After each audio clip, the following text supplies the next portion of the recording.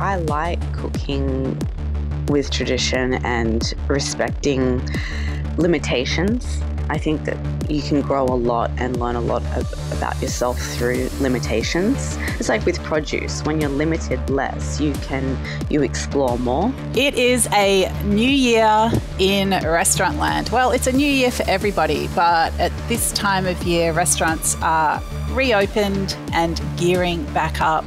Summer is tailing off and it feels like the real year begins. I'm really curious about what that feels like in old school restaurants that have been looking after their communities for ages, but of course often have new-ish or new team members coming through. Today we are chatting to the head chef at Fratelli Paradiso, one of my all-time favourite restaurants, an absolute Sydney classic. Trisha Greentree, welcome to Dirty Linen. Thank you. Thanks for having me. I'm excited about this chat. Happy New Year, and tell me how it's shaping up for you. Tell us about Paradiso and any plans for the year. So at the moment, we're still quite busy after the Christmas period. Everyone's still on holidays and it's still buzzing. But we are starting to talk about the year ahead and, how that's going to shape up and what it's going to look like, and just seeing what happened last year and just trying to manage those fluctuations, which is always the challenge in restaurants. Well, what did happen last year? What are you talking about? Well, we saw quite a drop in the winter period. It was just a lot of, Fratelli is always stable, but it's just dealing with the really cold winters here, and everyone flocks to Europe. A lot of travel last year for everyone. So restaurants in Sydney were a bit quiet. Yeah, I honestly felt like I was the only person left in Australia. I was like, hello. I know, and we're all still here. Yeah, that's right. And we're all still trading. And trying to be a bit more prepared for that.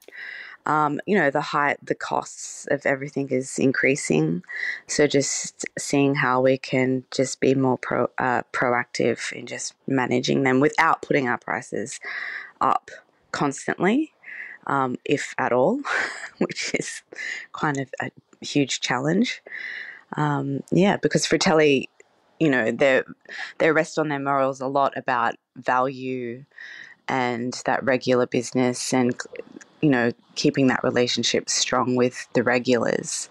And, they don't really like passing it on, the pain, because they want it to be still that homely, hospitable place where people come for refuge and, where they just treat it like their living room and not, step away from the stress. So it's all about that. Yeah, well, it's such a tricky balance that, costs and value and welcome that I guess so many businesses are trying to juggle. For people who don't know Fratelli Paradiso, tell us, just give us a little 101 on it, Trisha, and tell us about how you came to be there and how long ago that was. So Fratelli Paradiso is a little trattoria, I would say, in Potts Point that opened 23 years ago by two brothers, Enrico and Gio Paradiso, and they came up from Melbourne. And they brought a little, a different style of hospitality to Sydney that wasn't really seen in Sydney yet. And it's been going on. It's gone through many changes, many head chefs, not too many, I would say probably 4 or 5. And it's just evolved with the changes, a few structural changes. It used to have a bakery, which people are still asking for. And I came on board when I was the head chef at 10 William Street just before COVID. And then I then I stepped into a role that looked after both, and then COVID happened. So it kind of changed a little bit, and just adapted. And I had a baby in between that. So just kind of adapted and trying to get Fratelli through COVID and then come out the other end. I've just settled with just Fratelli, and just bringing it and making sure that, it's just stronger than ever, financially, team-wise, culturally, the food, everything, just making sure that it's just the strong beast that it can be to just keep going. And as coming into a really well-established business with, passionate stakeholders, how do you approach the menu? Are there dishes that have to be there? And, how do you renew and change in amongst that?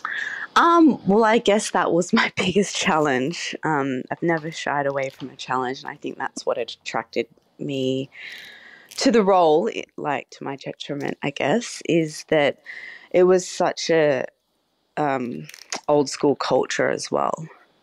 I loved the room. I loved the tradition. I loved the values that they present. I love hospitality at its core, and that's what that place is. But behind the scenes, the culture, it was very Italian, masculine, maybe just narrow-minded. And so I just saw it as an opportunity to bring it forward into modernity, really.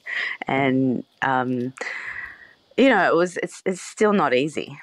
I still face challenges, but in the last 3 years, it's done a 180 for sure.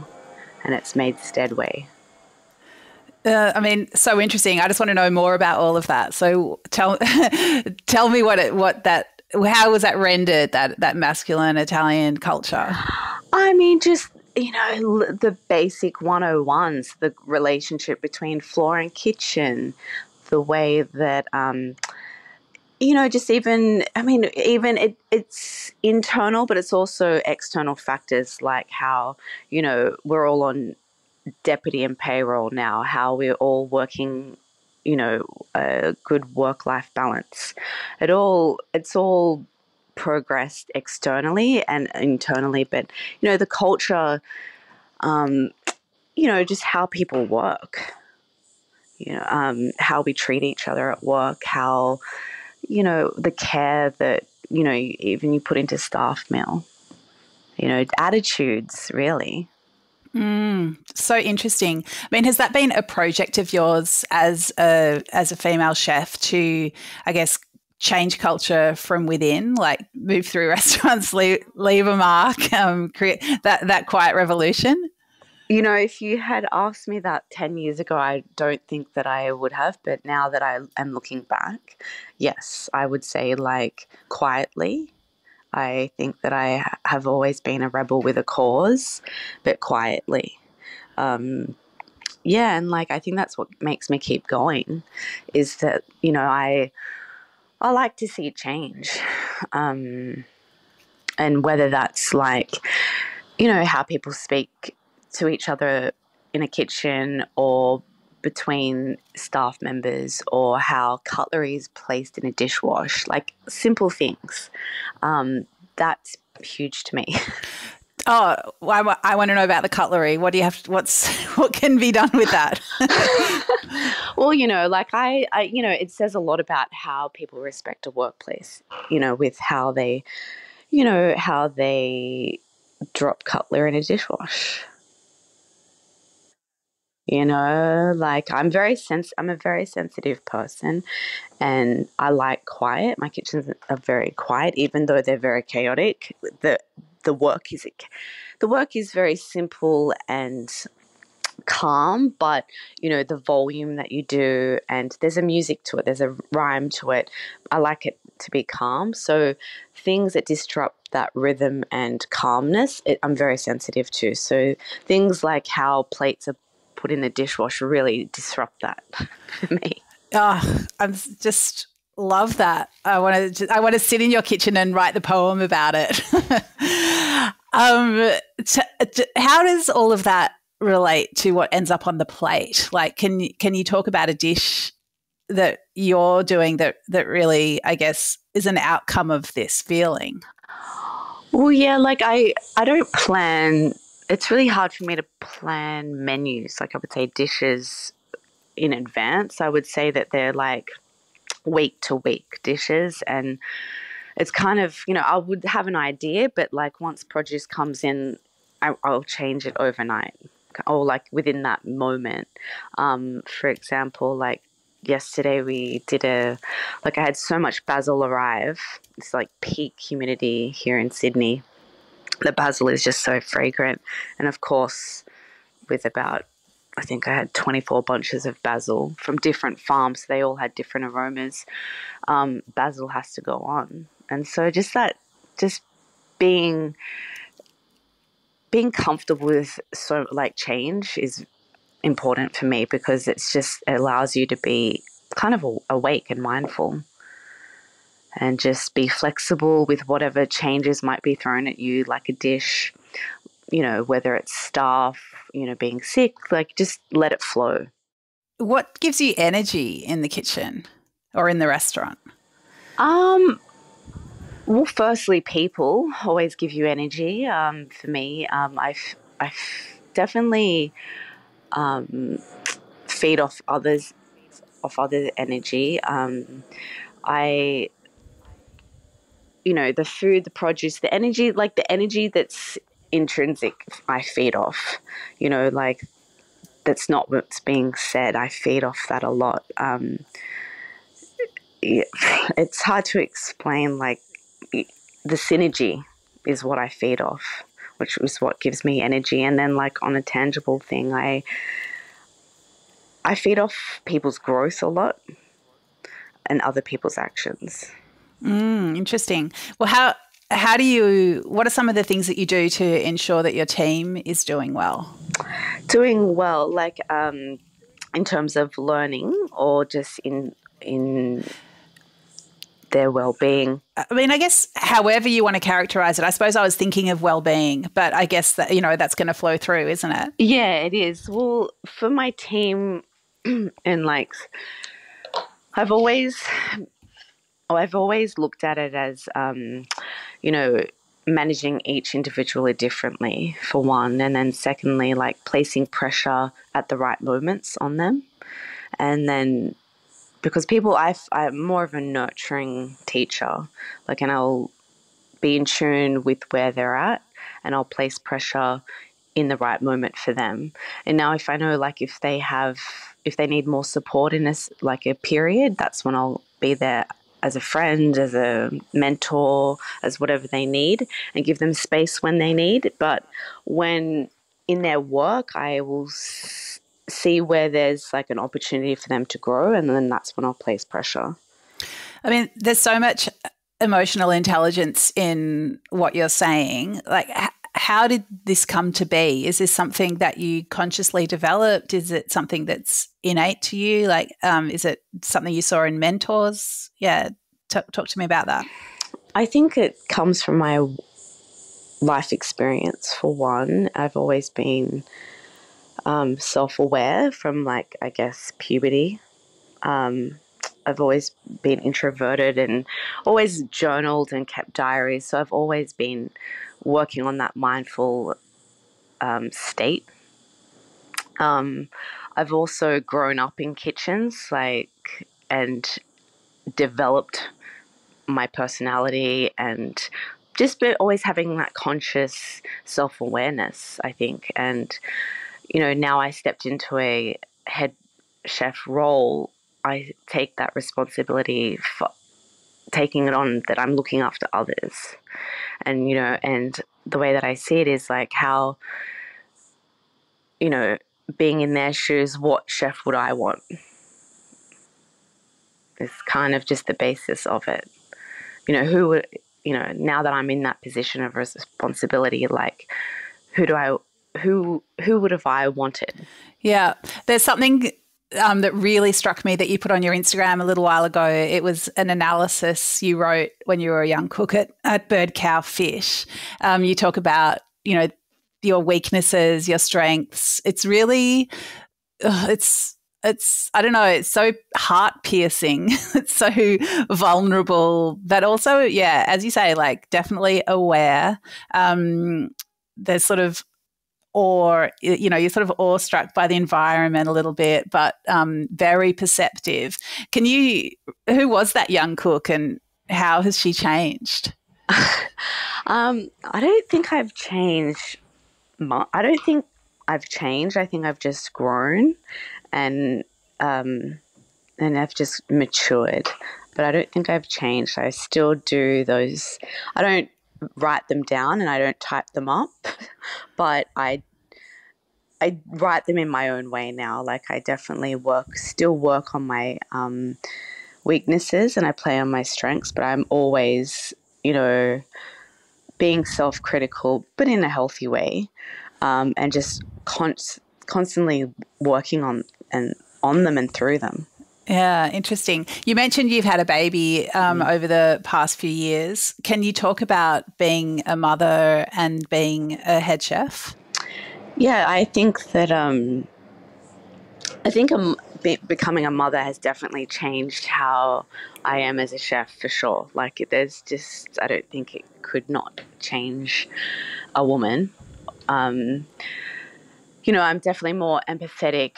I'm more sensitive. I'm definitely more flexible. I think that's the key thing that I've become, is seeing how, you know, how do we do. I mean, how do we do it all? I mean, we could talk about this forever, but like women have such a huge pressure to like have a huge plate, and it's quite heavy. But like, how do we make it work? And flexibility is definitely, you know, the thing that has to happen for me. That's definitely changed. Yeah, it's a load. Yeah. Well, I mean, it's interesting because, you know, men have children too. What do you think? Have things changed, and what do you think still needs to change? Well, I think, yeah, like it is definitely true. Men do have women, but I think there's a mental load that mothers carry. There's just like but what needs to change is, I think we just need to work with employers more. And, you know, I think flexibility is definitely key, like having the discussion upon hiring plans, you know, just planning and flexibility and seeing what works, finding businesses or starting your own that can work for you. And if, you know, you're good at your job and, you know, you believe that you can bring value to a business, I believe that it can work. And, you know, I also think that, you know, there needs to be more representation of that and more, you know, examples of it out there. So, because I've been in the industry now for 15 years, and 15 years ago I was a minority and only a female, and I feel like the more representation of women back then only led for more women to come into the kitchen and young girls to come into the kitchen and allow that pathway as a career. And now that we're here, I find, okay, how do we stay here? Because a lot of, you know, friends and like people that I look to and peers around the world, they do change their career paths, and that there's nothing wrong with that. But I just think that, you know, for longevity, if you're going to start this and you want to stay in it, I think that there can be a way. So what do you think? I mean, are there structures that you've got around you that makes it easier or possible to have a young child and be a head chef in a busy restaurant? Well, I think that, you know, well, one, I have great family support, so I'm very blessed in that way. Second, I have great employers that allow for flexibility, and fathers themselves that understand how hard it is and support me. So that's two. And I think that now, with the way that our work schedules have changed over the years, I think that it is possible that we can do it. Yeah, fantastic. So tell me, I mean, you mentioned the basil, but I want to hear about what else I would eat if I come, or let's say when I come to Fratelli Paradiso. Well, it would depend on the season. I would say if you came today, it would be a lot of seafood. I would see where you're at, like if you've just come off a plane and you're in for a long lunch, or if you're pre-dinner, like just here for snacks. And I would just cook off that. I would see, what you're in the mood for, but it would definitely be some seafood, definitely some tomatoes, zucchini, strozzapreti with beans, pesto, and potato. That would definitely be up there. Yeah, that all sounds really good, and I'm definitely up for all of that. You know, as we're talking, I'm remembering when I fell in love with that restaurant. And I think I was, like in my very late teens, probably traveling to Sydney by myself for the first time, and sitting outside Fratelli Paradiso, with a coffee or maybe a glass of wine, and just feeling incredibly sophisticated and excited, but also I was about to be discovered as a bit of a pretender. That I wasn't, I didn't fit, but somehow, I don't know, there's something about that place. It's, there's just so much life and people talking, and I don't know, it's just, for me, it was a really key restaurant experience in my life to be. They work on energy that you can't explain. It's, and if there's one off energy in there, everyone can feel it. So yeah, it's a great spot. I mean, even pasta scampi would be a great one for you to have, just to reminisce and see if it's had any little tweaks here and there. Absolutely. Yeah. It's definitely one of the restaurants that made me fall in love with restaurants. So it's always going to have a special place in my heart. But I feel like it must be I'm really excited to come and eat your food there, Trisha, and just feel that energy. I mean, it's so interesting, iconic restaurants, they have to stay the same, but they also have to change. And I'm really excited to feel, that plashing of the old and the new energy. I mean, do you feel like a custodian, as you are that quiet revolutionary, we know that, but do you feel like a custodian of something that persists as well? Totally. It's, and I have my battles and challenges, but, it brings me down to earth, and I speak in depth a lot with Enrico Paradiso about this. It's about, I like cooking with tradition and respecting limitations. I think that you can grow a lot and learn a lot about yourself through limitations. It's like with produce. When you're limited less, you explore more. And I felt that a lot with the space too. Restriction has taught me Italian food, and I think that's a great gift. Yeah, that's so interesting. So do you mean in terms of being strictly seasonal, or that you just can't go off on crazy flights of fancy? What do you? Yeah, all, yeah. Yeah. All of that, yeah. Oh, it sounds really fun. Trisha, I'm super grateful to you for this chat. It's really exciting. It's given me lots to think about, and I think it's also really inspiring, just the way that you are running that kitchen and creating the change. Really appreciate your time for chatting with me today. Thank you. Thanks. I look forward to you coming up. Definitely. This is Dirty Linen, and I'm Dani Valent. We air the issues that the hospitality industry finds hard to talk about, hearing from different people with unique perspectives. We want to hear from you as well. If you have something that needs to be said about a topic, get in touch so we can include your perspective. Contact us at dirtylinen@deepintheweeds.com.au or hit us up on Insta at Dirty Linen Podcast. We can't wait to hear from you. This